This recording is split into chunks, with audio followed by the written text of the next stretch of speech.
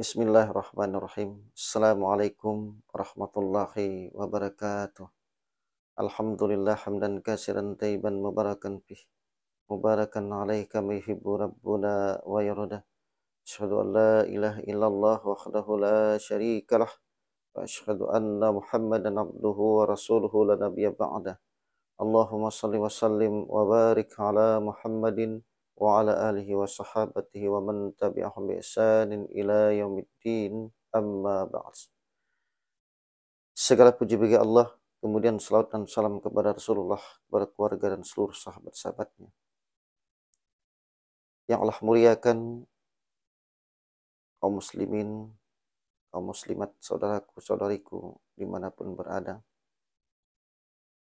Alhamdulillah, pada subuh hari ini setelah kita melaksanakan salat subuh berjamaah di masjid kita masing-masing dengan harapan ridha Allah tabaraka wa taala, maka kepada Allah lah kita memohon agar kita dikumpulkan kembali dalam surganya. Amin ya rabbal alamin. Teman-teman yang berbahagia, pada kesempatan subuh hari ini lanjut daripada kisah Ibrahim alaihissalam yang diceritakan oleh Allah tabaraka wa taala dalam Al-Qur'anul Karim, di mana pada poin pertama dan kedua yang sudah ana sampaikan kepada seluruh kaum muslimin dan muslimat, teman-teman ana dimanapun berada. Mudah-mudahan poin pertama dan kedua bisa dipahami tentang tawakalnya Ibrahim kepada Allah tabaraka wa ta'ala dalam kehidupan sehari-hari. Bahkan dalam Al-Quran Allah menyuruh kita untuk mencontoh kehidupan beliau dan keluarganya. Bagi teman-teman yang berbahagia, sebagaimana yang telah ana sampaikan beberapa referensi dari Al-Quran dan hadis Rasulullah di dalam surah Al-Mumtahanah ayat 4, ana akan ulangi kembali. A'udzubillahi minasyaitonirrajim. Qad kanat lakum uswatun hasanatun fi Ibrahim walladzina ma'ahu. Telah nyata suri tauladan yang baik, kata Allah, yaitu pada diri Ibrahim dan keluarganya.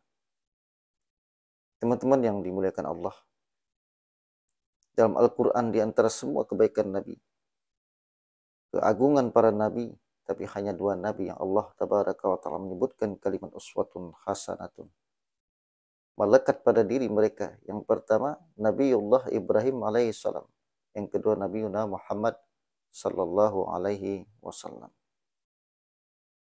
Hanya dua Nabi yang Allah katakan menjadi suri tauladan dalam kehidupan kita. Dan Nabiullah Ibrahim satu-satunya Nabi yang Allah lekatkan berdampingan dengan nama kekasihnya Muhammad dalam salawatnya.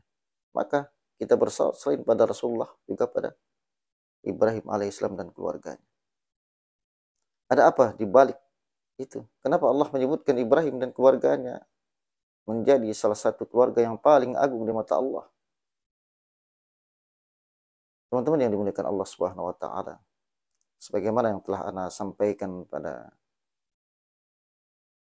subuh kemarin, yaitu 3.400 tahun yang lalu, karena Nabiullah Ibrahim dalam catatan sejarah 2000 tahun sebelum Masehi beliau telah hadir di atas dunia ini.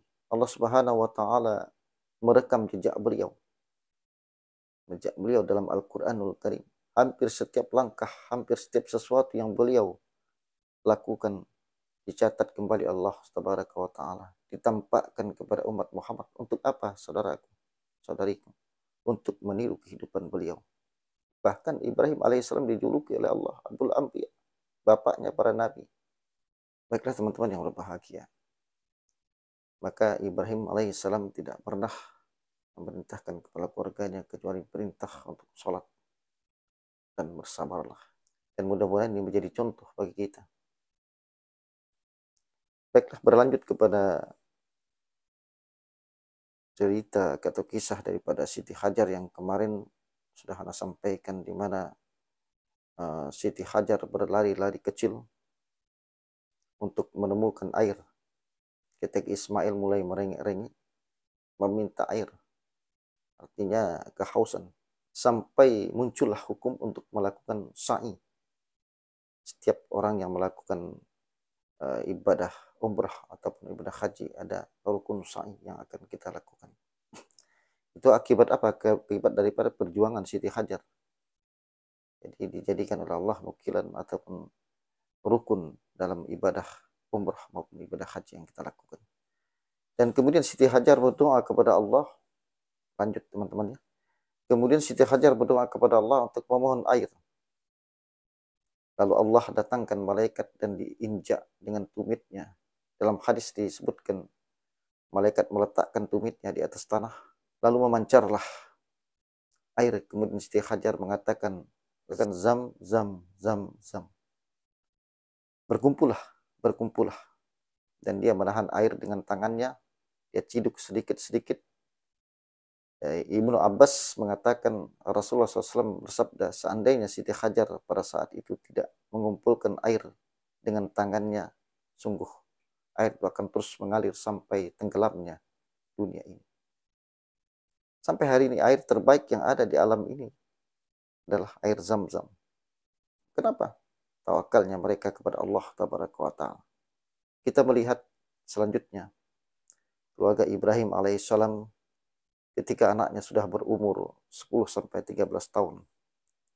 Lalu Ibrahim kembali diuji oleh Allah Tabaraka wa Ta'ala. Dan Ibrahim kembali untuk melihat Siti Hajar dan anaknya. Begitu besar kerinduannya telah ditinggalkan 13 tahun lamanya. Hilanglah kerinduan Ibrahim setelah bertemu dengan anak dan istrinya. Dia melampiaskan semua rindunya kepada Ismail alaihissalam. Tiba-tiba Allah Tabaraka wa Ta'ala mengujinya dengan ujian yang lain. Allah suruh menyembelih anak yang tercinta. Anaknya yang tercinta itu Ismail. Kenapa Allah suruh menyembelih? Dalam riwayat disebutkan Ibrahim alaihissalam semenjak kehadiran Ismail alaihissalam cintanya mendua. Sebelum hadirnya Ismail terusan bibir Ibrahim mengatakan tentang Allah, memuji Allah, berharap-harap dari Allah. Ternyata keluar kalimat yang menakjubkan dari Ismail alaihissalam. Ya abati ba'amar tu'mar, satajiduni insyaallah minas sabirin. Wahai ayah, lakukanlah apa yang Allah perintahkan, maka engkau pasti mendapatkan termasuk golongan yang sabar. Siapakah yang mendidik Ismail, ibunya? Siapa yang membuatnya begitu hebat iman Ismail yang masih kecil? Doa Ibrahim ayahnya. Maka peran seorang ibu mendidik anaknya benar-benar terbukti dari kisah Siti Hajar. Bagaimana akidahnya Ismail alaihissalam. Maka oleh karena itu, carilah ibu yang soleh. Jangan sembarangan mencari jodoh. Teman-teman yang berbahagia. Disitulah setan datang lalu mulai. Dia mengacaukan hati seorang Nabi Allah Ibrahim. Dia mengatakan, lihatlah anakmu. Begitu susah engkau mendapatkan anak yang soleh ini. Tegakah engkau menyembelih? Lalu Ibrahim berkata kepada setan, demi Allah, kalau Allah yang menyuruh, sungguh berapapun anakku, anak akan kusembelih. Setan kecewa. Lalu dia datang ke Ismail, dia datang ke Siti Hajar, lalu mengatakan, wahai Siti Hajar, tahukah engkau kemana dibawa Ismail, anakmu? Anakmu akan disembelih. Ismail akan disembelih oleh Ibrahim. Kenapa dia harus disembelih? Kata Siti Hajar. Setan menjawab, karena Ibrahim menuruti perintah Allah. Begitu mendengarkan kalimat itu, kalau Allah yang menyuruh, maka sungguh kami gadaikan nyawa kami seandainya punya anak berapapun, suruh sembelih semuanya. Setelah itu barulah datang ke Ismail. Setan kecewa. Dia datang kepada Ismail. Dia lalu berkata kepada Ismail, wahai Ismail, engkau akan disembelih oleh ayahmu. Larilah, jangan taat kepadanya. Kemudian Ismail berkata, kalau Allah yang menyuruh, maka sungguh aku akan terima sebuah perintah Allah. Begitulah keluarga ini, teman-teman yang dimuliakan Allah Tabaraka wa Ta'ala. Pendek cerita, akhirnya dibandingkanlah Ismail. Akhirnya Ibrahim memejamkan matanya karena tidak sanggup untuk melihat anaknya disembelih. ketika disembelih bercucuranlah darah, terpancarlah darah ke bajunya, ke wajahnya, dan dia beranikan diri untuk membuka matanya setelah disembelih Ismail tadi. Ketika dia lihat, dia buka matanya, ternyata yang disembelih adalah kibas. Yang disembelih seekor kibas dan Ismail telah berada di sisi kanannya. Subhanallah. Begitulah hasil ketaatannya kepada Allah Tabaraka wa Ta'ala. Orang yang benar-benar bertawakal, tawakal, Allah akan ganti dengan yang lebih baik, baik di dunia maupun di akhirat. Dan yang terakhir teman-teman yang berbahagia, pelajaran yang terakhir yang dari Ismail yang dapat kita ambil, kita kabarkan dengan singkat, yaitu keluarga Ibrahim alaihissalam orang-orang yang sangat taat, sangat takwa, tidak pernah menolak sedikit pun apapun yang Allah perintahkan. Ini yang seharusnya kita ambil pelajaran teman-teman. Apapun yang Allah suruh lakukanlah, walaupun kita harus mengorbankan nyawa kita. Allah Subhanahu wa Ta'ala ketika menyuruh berkurban, ini bukti kita sedang diuji oleh Allah Tabaraka wa Ta'ala. Apakah kita sebenarnya orang-orang yang takwa atau tidak? Karena melakukan kurban adalah bukti ketakwaan kepada Allah Tabaraka wa Ta'ala. Dan hari ini ada orang yang tidak mau berkurban di balik kemampuannya. Subhanallah. Coba lihat, binatang-binatang semua yang dikurbankan, disedekahkan, bermanfaat untuk orang lain. Subhanallah. Pernahkah kita mendengar berita setelah hari raya Idul Adha, kurban dilakukan, kemudian semua binatang kurban punah, kehabisan binatangnya? Tidak ada. Tidak ada.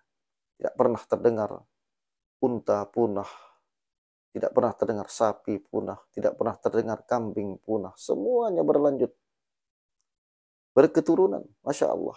Tidak pernah habis di sepanjang zaman. Allah ingin kata apa orang-orang yang berkurban hari ini. Allah pelihara hartanya. Tidak pernah punah di dunia. Tidak punah di akhirat. Diambil kembali oleh Allah Tabaraka wa Ta'ala. Tapi orang-orang yang hari ini tidak melakukannya, Allah punahkan seperti Allah memunahkan harta-harta orang-orang yang sama sekali tidak pernah bersedekah kepada Allah. Berpikirlah kembali, saudaraku-saudari yang dimuliakan Allah Tabaraka wa Ta'ala. Berbahagialah mereka yang sudah bertekad hati untuk taat kepada Allah, dan Allah telah berjanji, siapa yang taat Allah, siapa yang taat, Allah berikan surganya. Ketika surga sudah kita dapatkan, sungguh tiada penyesalan di hati. Kita masuk di dalamnya selama-lamanya. Tidak pernah keluar. Tidak ada lagi berbagai penderitaan yang kita dapatkan. Mudah-mudahan ini bermanfaat teman-teman ya. Yang sudah Ana sampaikan itu kisah Ibrahim alaihissalam yang diceritakan oleh Allah Tabaraka wa Ta'ala dalam Al-Quranul Karim dan hadis-hadis Rasulullah sallallahu alaihi wasallam.